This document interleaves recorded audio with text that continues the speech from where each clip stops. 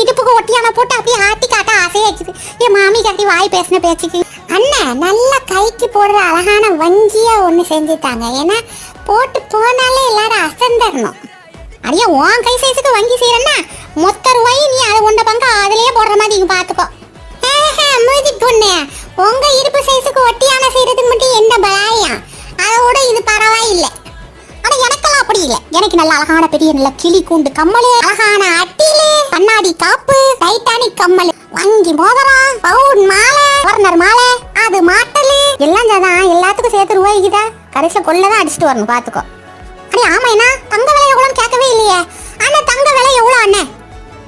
2400 அடி ஒரு கிராம் 2400 தாண்டி. ஒரு பவுன் 2400 அப்ப நாங்க சொன்ன எல்லா நகையும் டபுள் டபுளா பார்சல்.